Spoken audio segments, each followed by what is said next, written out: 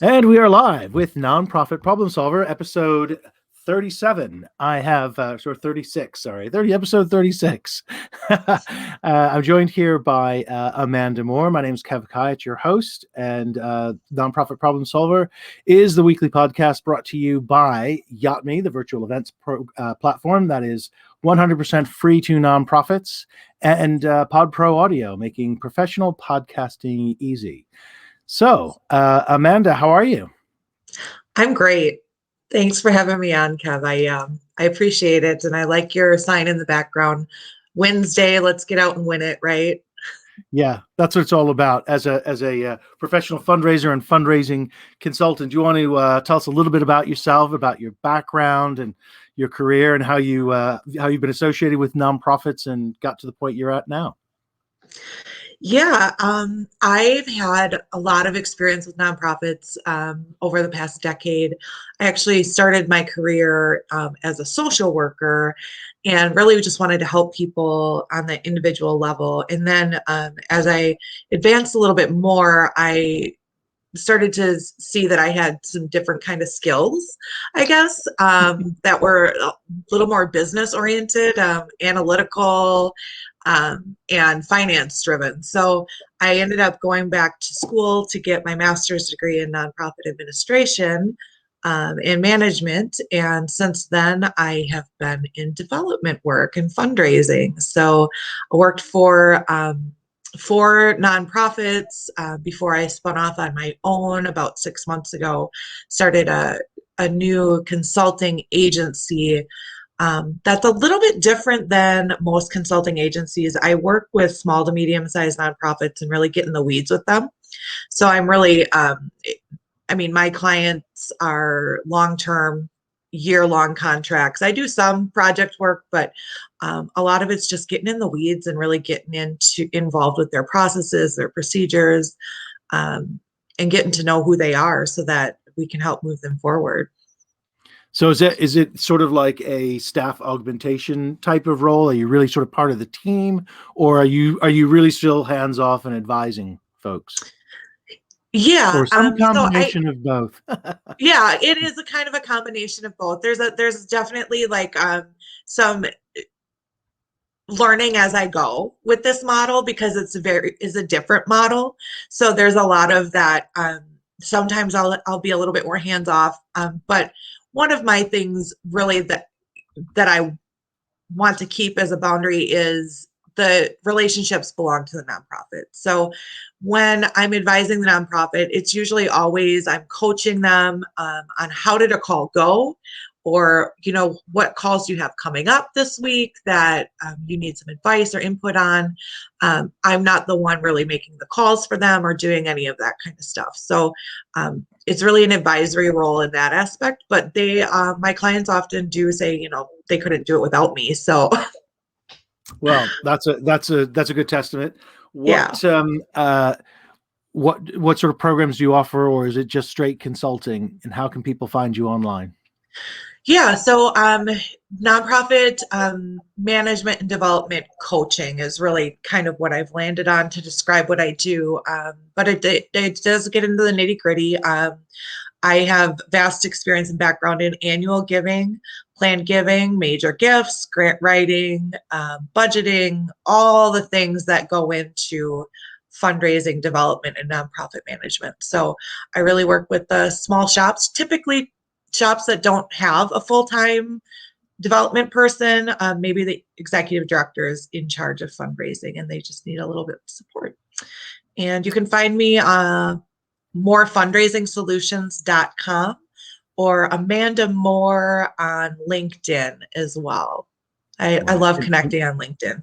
It's one of my And favorite so platforms. that's the best place for people to find you. When we say more fundraising solutions, it's more as in your name, Moore, not more as in several additional Correct. Yes, fundraising it's definitely solutions. a word play. Thanks for pointing that out. Yep. Right. My last name is Moore, so it's more Moore fundraisingsolutions.com. Right. Okay. Yeah, this is the benefits of an audio format, or a video in this case, depending whether you're watching the replay or whether you're listening to the podcast. We're happy to have you either way. So let's jump into our topic. Here, the question, the problem that we're dealing with this week is, should I cultivate major donors or loyal donors? So let's unpack this a little bit. Now, I'm going to guess that the real answer is it's not an either or. You want donors who are both loyal and major. But if you have to choose, which one should we be choosing? Which one should we prefer over the other? Yeah, so I think you're correct. The answer is absolutely both. And the other answer that I'm sure everyone can guess is it depends. It depends. It depends. So it really depends on where you're at in your shop. And I think the idea behind this conversation is to not forget about your loyal donors and to continue to cultivate them maybe in a little bit different of a way than major donors, and to really look at your major donor program in the realm of your capacity. Because one thing that I see a lot is that nonprofits will go to trainings on major gift programs and this and that, and they're these small shops. Maybe they have one or two people that is dedicated to fundraising and development work, and they're going to these shops that are really these workshops that are really directed towards universities with multi-major gift officer teams. Like Right. they're it's kind of like going way over the head of a lot of people, and they're going, wait, how do I implement this in my shop? When I have one or two people here. And so I think a lot of what I do is say, it's okay. Like, we can use some of the stuff that they talked about in this workshop, and we're going to pare it back down, and we're going to focus on what you can accomplish within your capacity, Yeah, there's right? always a So difficulty translating what you've gone away to do some sort of training, whether it's a day or stuff that you do online, and translating it back into your day job is a challenge in itself. yes, because a lot of it's like it's such a big, massive. Like, you can get as deep as you want to in any of these things. Whether it's grant writing, major gifts, loyalty donors, plan giving.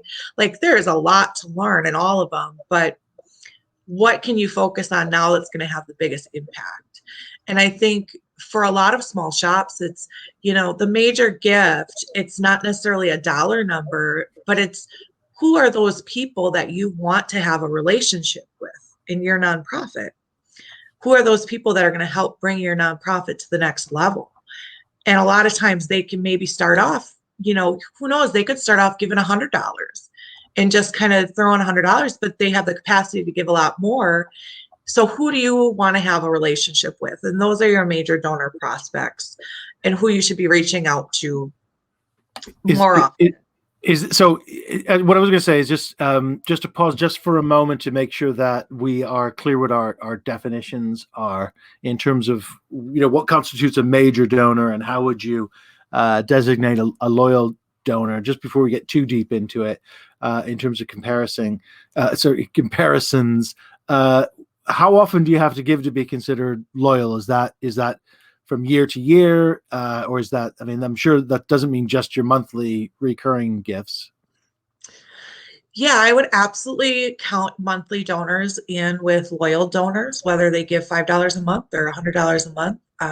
Those monthly donors are the people that have a long-term commitment to your organization, and really, every month they're writing out a check or they're getting money deducted from their account. So there's those, any kind of recurring donation, really what I would consider a loyal donor. Also, the donors who are giving annually at that loyalty, where you can count on them every year for their donation around Christmas time. You've got those donors that do that, and maybe they're only giving $100 a year or $1,000 a year, um, but they've given for 3 to 5 years, and I would really look at those, maybe 3 to 5 years they've consistently given at least annually. Those I would consider cultivating as a loyalty donor.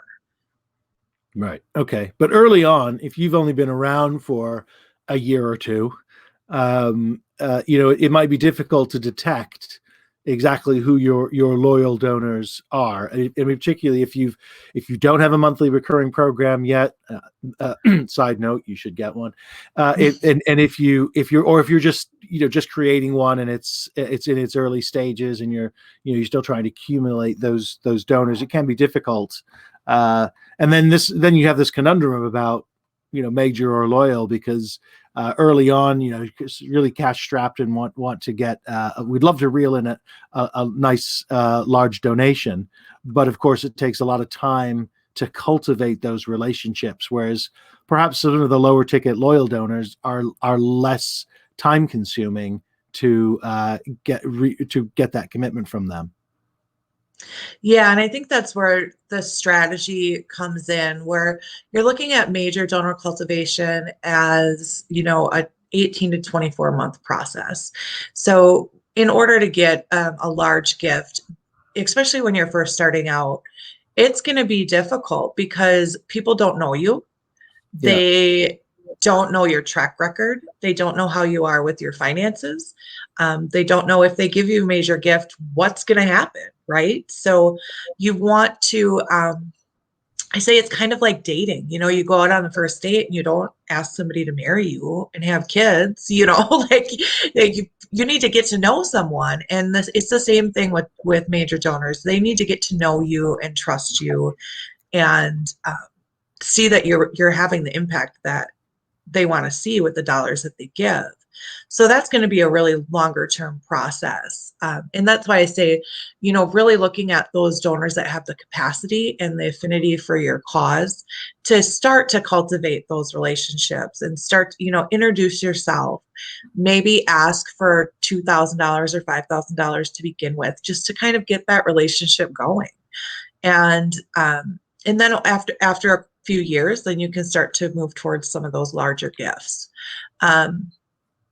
With the loyal donors, your process might be a little bit different. You're going to start to, communicate more with social media or newsletters, emails, stuff like that, where you can cultivate some of those smaller, lower level, maybe even monthly donor programs that you're talking about. And you'll be working with a larger group of people that can afford smaller amounts every month and really cultivating that loyal base there. But the individual donor relationships for the major gifts, that's kind of going to be that chunk of time that you're looking at. Yeah, and that was that key word, the individual, because I think one way of distinguishing between these, we've had this discussion on this podcast before, is one way of considering major donors is one-to-one relationships, and everyone else is a sort of one-to-many.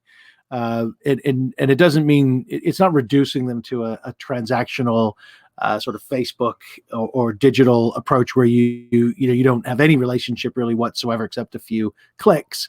But it's not the sort of human one-to-one personal relationship cultivated over time where that dating metaphor really applies. Right. And I think with the loyal donors, when you're grouping them in to, like, you're segmenting loyal donors, maybe they're volunteers of your organization that you do actually have a personal relationship with, and they give monthly. And maybe they're in that second circle of people who maybe come to your events, and maybe you have a phone call with them once a year.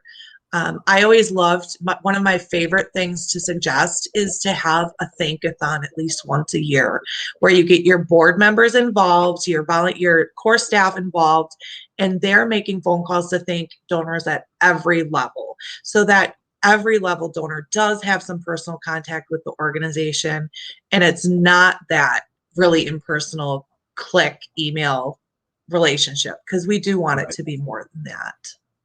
But in both cases, we are talking about long term.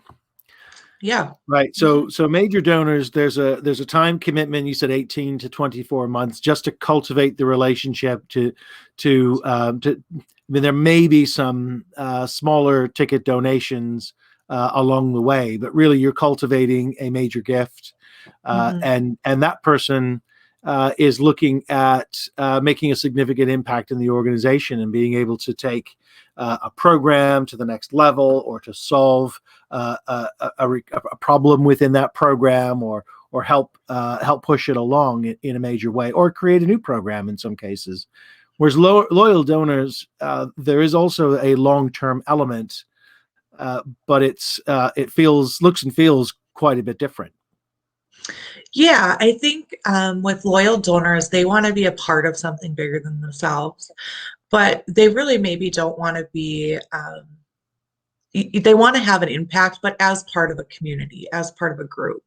So having your loyal donors in a community makes a lot of sense as well, because then they can say, hey, I am a, a part of this giving club for this organization. I am a sustainer. I am one of the people that help this organization sustain their programs. Um, with major donors, you're looking at, yes, they want to have an impact. They want to take you to the next level. So really being open with major donors about your strategy and your vision is super important. Making sure that they're involved on the ground floor of any planning for your programs, and or any capital plans that you have for their major gift, so that they feel very involved with this process, because that's what they want to do. They want to have a huge impact. With a lot of loyal donors, they really are like, I want to be a part of this community, but I trust the organization to make those decisions.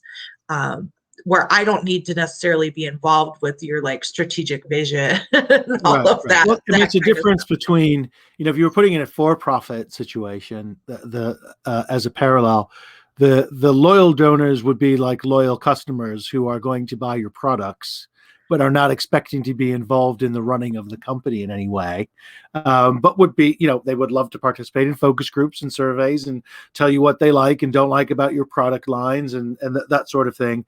Whereas a major gift, a major donor rather, is as an investor, and is having some part in not ownership in the for-profit sense, but is helping to again push the organization along at a strategic level, not at the point of what you might refer to as a transaction or purchase in the other case. Right, right. And I think, and some of it does come down to capacity as well. There's a lot of loyal donors like myself. I'm very community minded. I'm very much passionate about the organizations that I support. And would I, if I had the capacity to give a major gift, want to have that kind of impact on an organization and a community? Absolutely. Right. But at this point in my life, in my 40 somethings, and I have family members that need me, and I have other financial commitments. There's just no way for me to give a major gift. Um, but that's where I think these loyal donors can be cultivated into planned giving donors. So you're really looking at these loyal donors in their 40s and 50s who are really starting to think about, their finances, their future, Mhm. they're maybe writing their will for the first time, or they're um, creating plans for retirement more seriously now than they were in their 20s and 30s. Um, and so you're really looking for those people to make a planned gift of future assets, and where they can really have a major impact in money that might not be coming today, but maybe committing something in the future. Yeah, I want to come back to that dimension, the distinction you made earlier, which I think is really interesting, between being part of a community, part of a group, as a loyal donor, not whether a recurring donor, or monthly giving program, or some other form of loyalty, versus the major donor, where again, I think the group dynamic is important, in that what motivates those uh, those donors to give in that situation, and the form of participation is it feels different, doesn't it? Hmm. Yeah, so I love the club feeling, right? Like being a part of a club or a community of some sort. It feels good because then you know there's other people that feel the same way. They're giving at the same level as you are, and they can experience things at the same in the same way. So giving recognition to that group of people is important as well. And it doesn't have to be trinkets and anything, crazy, but like if you have an event and you have name tags at your event, maybe having like a special color name tag for your monthly donors or your loyalty donors, where they feel like they're like, I am a part of this organization and I am a Right. part of this club of people who support this organization loyally. Um, and it does make people feel very good and being a part of something that's bigger than Yeah, themselves. and it's interesting to think about the donor experience, if you will, and that donor journey, and if and it's sort of being intentional about cultivating loyal donors and thinking of it as a group experience rather than a range of individual experiences, but at different levels. And yes, I hope they keep doing this and become loyal. What you're suggesting in this case is a deliberate approach to crafting a a group dynamic, a membership approach, if you will, even if it's not designated as such, but getting that group feel. Whereas obviously with the major donors, it's all about the one to one. As Hmm. you said, some people, it's fair enough to presume they want to know about strategy or at the ground level about something, but some don't. Some may not. Some may want all the newsletters and social media posts. Others won't. They want a phone call from the ED or the board chair once a quarter. There's and what you do, of course, in those situations is craft a very individual experience for those major gift donors because it's a one-to-one situation. Uh, but going the other extreme, something I've not seen a lot spoken about is a donor journey and a donor experience, which is deliberately group focused. Yeah, and I think I love that you're using the word donor experience and donor journey because I think that's where I come from a lot when I do my coaching is I think about it from the point of view of the donor coming into the organization and how do they feel along that process? How are they being thanked as a new donor? Are they being welcomed as a new donor? Do you know that they're a new donor? Is that exciting to you? Are you making it a big deal to them? If so, that donor is probably going to feel very appreciated, and it's probably going to shock them a little bit of like, oh, they know that I'm a new donor. And so then what do you do after that? Right? Right. Like as a new donor, what are the ways that I can get involved when I'm not a major donor prospect? How can I still be involved in the organization and feel like I'm a part of this? And so giving them those options of becoming a member of the organization or a loyalty club member or volunteering or coming to events, that's a very important step in that donor journey because new donor, if you don't have any communication or any way for them to get involved after that, they're probably going to forget about you very quickly. Well, you would think at least some sort of acknowledgement and thank you, whether it's a thankathon sometime in the future. But if you're not going to embrace people when they come into your tent, then it's going to set your stewardship up for a very difficult amount of work to do to bring that back, right? Yeah. Yeah. And it is embracing them, making them feel welcomed, being a good steward and a good host. Because if they want to support your organization, it's such a good testament to your cause when somebody donates because it's not just a transaction for them. A lot of times it's like, you've made an impact on them where they want to come alongside you and be a team member in this cause. So I think where a lot of organizations, and a lot of times I start out my coaching is with this concept of don't be afraid to ask donors, and don't be afraid to bring people into your cause and rally them together, because people want to be a part of this and you don't have to do it on your own. And oftentimes it even might seem almost arrogant to donors when you try to do everything yourself. So if you're not asking donors and you're not out there inviting people into your cause, they might see it as they got this covered. They don't need me. Well, Like it also I'm going to matters go where who you're I feel needed. right. Well, and it matters who or how well you as the organization can distinguish between those different audiences. And I mean, you actually have to know the people who really care about your organization, who do want to be a part of it, who want to be invited, who want to be asked, and want to participate in some way. Volunteering, for example, I'd love to have your donors volunteer and your volunteers donate. But if your sort of insights and intelligence about the people who are, say, new donors or small ticket donors, for example, is to treat them as almost passersby, then they aren't going to feel like there's an opportunity to participate in a greater, more meaningful way. Right. Right. And really bringing, like you said, bringing those people into your tent, making them feel welcome, no matter what the size of the donation is.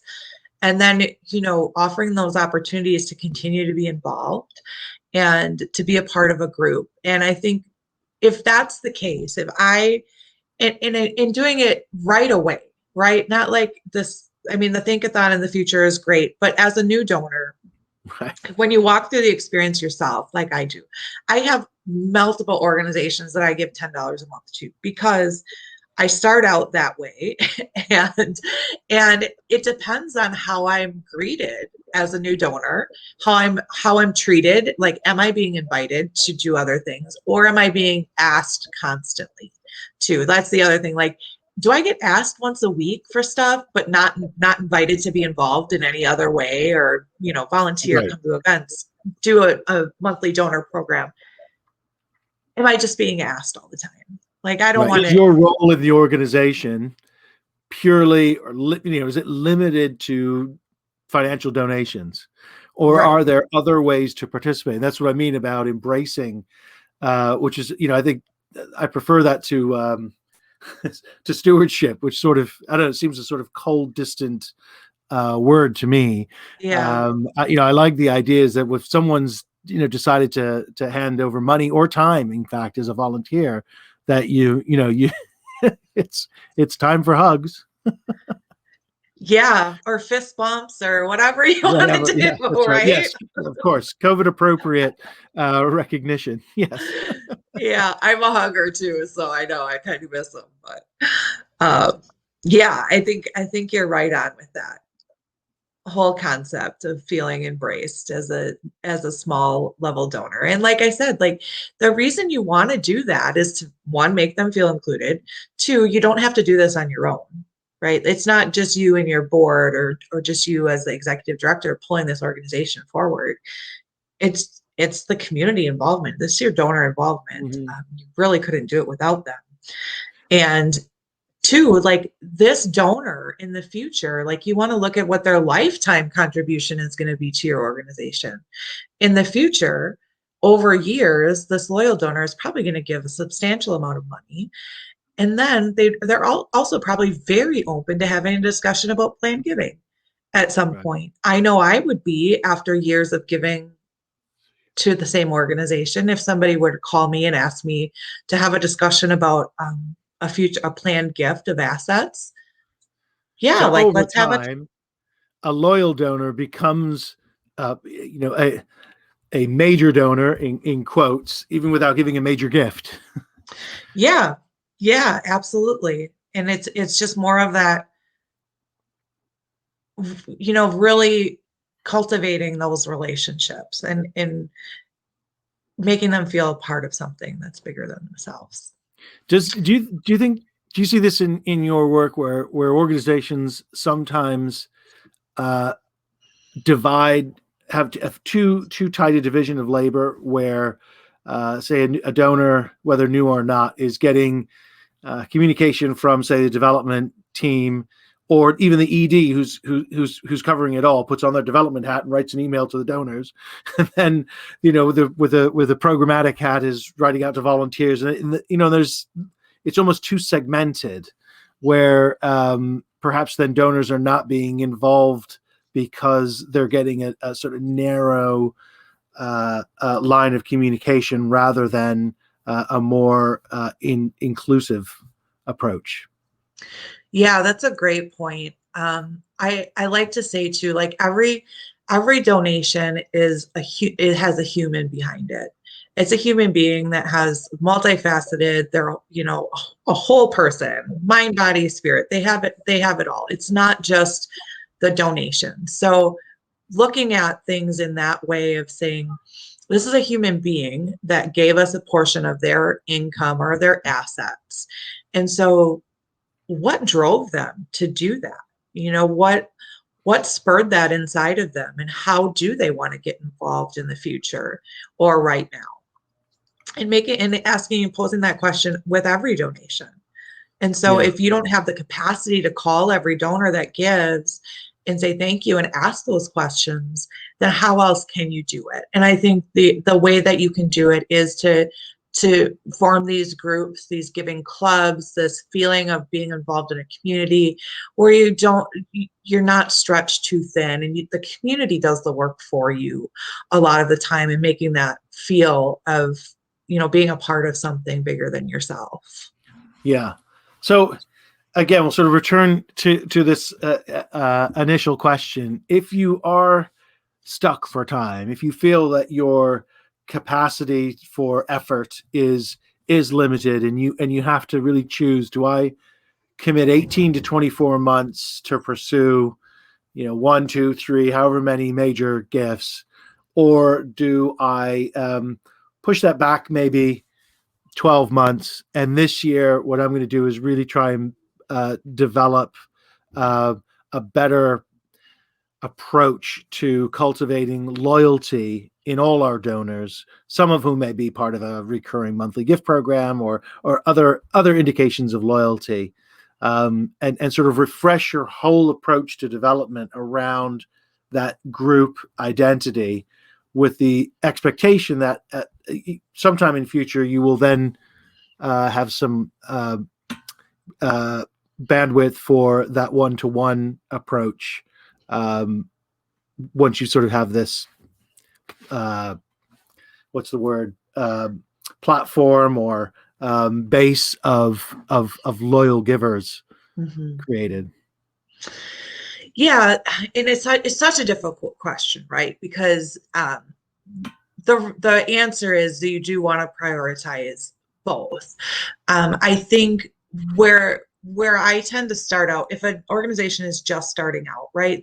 They are introducing their organization for the first year fundraising. One of my clients right now, they've been around for a few years, but they've never really had an effort, development effort. So they've had family and friends kind of donating, and they haven't had a real strategic effort for development. And we started an approach that kind of covers all the bases, but really it's about getting out there and introducing yourself to the people that you want to know. And a lot of it is, we know in our community who the major donors are, and Right. just introducing yourself and having the expectations of, I know this major donor is not going to donate to me the minute I introduce myself, because they have a lot of different causes that they support, and chances are they're going to want to get to know me. So setting those expectations for major gifts, I think, is important in the beginning, and to say, Mm-hmm. this is going to take a while, and that's okay. It doesn't need to be rushed overnight. We've done it so far with nothing, so we're just going to introduce ourselves and get that process started. And then also on the other end of getting the process started with your loyal donors, and doing more on the marketing side of things. I think it's just get started, I guess, is my Right. advice. And it's okay that if some weeks you don't get any donations, you get 0 donations, it's because it Right. happens. And Yeah. then next week you might end up getting $6,000 from various sources, and you're like, whoa, I'm going to call Amanda and say, this is awesome. But it's really, as you said, it's if you're out networking and actively promoting yourself and talking to people, you never know who you're going to bump into, who you're going to be introduced to, who knows somebody who knows somebody who knows somebody. As I like to say to my coaching clients, it's you work your network to work your network. You work Hmm. your network to work their network. Yeah. And it does take time. It Hmm. takes a long time, as you said. But whilst the that 18 to 24 month clock is ticking on on major donors, then you're attracting other smaller donations all the time. Yes. Yes. So So I that's guess in other words, there's a strategy to cover both is really through this idea of networking. absolutely. And being open to opportunities, always being open and expectant of different opportunities. I think having that attitude is really, to me, that's the winning attitude of, you know, I mean, it's easy to get down and get discouraged, but always at the end of the day, be hopeful for what the next day might bring. And because you never know. I get phone calls out of the blue sometimes when I'm like, I totally wrote this person off. I didn't think, anything of it, of this interaction. And then all of a sudden, out of the blue, it's, hey, so and so gave me your name. And I'm like, who?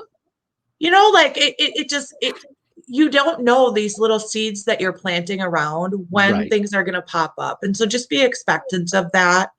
um and you have to plant the seed, though. If you don't plant seeds, there's nothing's going to grow. Right. So You be out reap there what you sow, constantly right? planting seeds. Right, right. Reap what you sow. And that's right. If you're not out, you can't grow anything if you don't plant any seeds. Yes. Yeah. Yeah. So I love that. Just be open to the opportunities that come to you, and having that mindset too of the two different strategies in the beginning. Like, I know that I need to have a strategy mapped out for major gifts at some point, and I know I have to have a strategy mapped out for loyalty donors at some point. But in the beginning, you're right, that common thread is getting out there and talking to people. If that's all you do today is get out and talk to people about the mission of your organization, you've done something, Right, right? right. Yeah, And in the exactly right. future, you can Right, divide and and conquer. yeah, and particularly for early on, and I think this is true both for nonprofit and for-profit entrepreneurs, is networking, and asking the right questions and listening and being part of those conversations. Yeah. And really being um, curious too of your networking. Provide value to other people in your networking, and always just don't write people off. Like, don't write people off as being somebody that couldn't provide anything of value to your organization, because like you said, you don't know who other people know and who is in their network that they could introduce you to. Right. Right. So Okay. yeah. So we answered the question as both, and it depends, and then I think we came back to both, which is Yeah. great. The question is The really a dramatic question, and you think that there should be an answer to it, but um, I don't think that there really is. I think as you get started, you do what you can on both levels. You don't beat yourself up at the end of the day, and just keep moving forward. yeah, and I think this is the nature of nonprofits and nonprofit problems, Mhm. which is that they do seem like intractable questions or really tough choices, and sometimes it's an artificial choice. You have to, in many cases, do more than one thing, or try and pursue several answers simultaneously. But of course, at any one particular time, you're doing one particular thing, and it's getting that sequence and order and level of priority straight in your head. Yeah. That's a big part of it. Okay, well, this has been a fun conversation. I really appreciate it, Amanda. Yeah. Thanks for having me on, Kev. I really enjoyed it. And can you remind folks where you are online? I know you said you love to connect on LinkedIn, so I'll plug that one for you. Although I think we met on Facebook. Oh, Because do you have a Facebook page for your fundraising solutions? yes. I am on Facebook and LinkedIn, more MOORE fundraising solutions on both platforms. And then my website is morefundraisingsolutions.com. Excellent. Okay. Well, I hope people can find you there if they want some coaching on nonprofit management and fundraising, and particularly at a cultivating both major and loyal donors. Thanks everyone for joining the Nonprofit Problem Solver. This was episode 36 with Amanda Moore. We'll be back next week. We're here every Wednesday at 11 a.m. Eastern. Thanks everyone. Thank you. Bye.